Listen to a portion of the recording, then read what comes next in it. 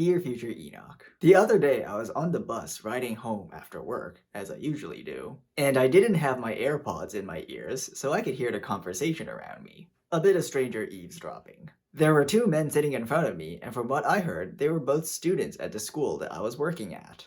And one was talking about the Unix/Linux Foundations course, which was mildly interesting, so I picked up bits of their conversation here and there. The student had spent much of his free time before the course tinkering with Linux on his own accord, so he already had a strong grasp of Linux, making the course a breeze for him.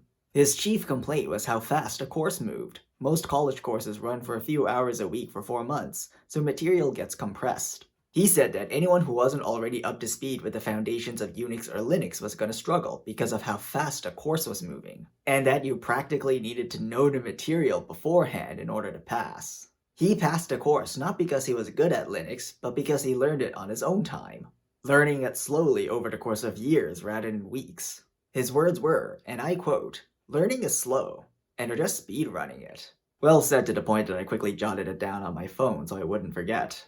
Quoting strangers that I never met. I mean, it is true to a large extent. Receiving information is like eating, but learning is like digestion. And while you might be able to wolf down 20 hot dogs in a hot dog eating contest, you can't exactly speed up the process of digestion. Well, you could. It's called dumping syndrome and it sucks. When I was in high school, I was failing grade 10 math, and while part of it was because I was bad at math, the other part was because the course was moving like a conveyor belt. On steroids. Entire concepts were taught within the course of an hour, 5 per week. If you're good at math, this is fine, but not everyone is good at math. And the big problem with school is that school marches on at a steady pace, regardless of where the students are at.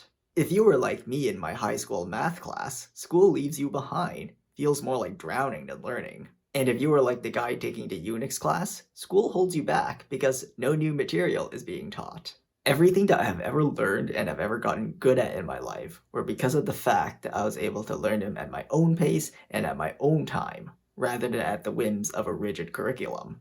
If we think of schools as places of learning, I think we need to rethink the conveyor belt model of schooling. Future Enoch, I'll see you next week.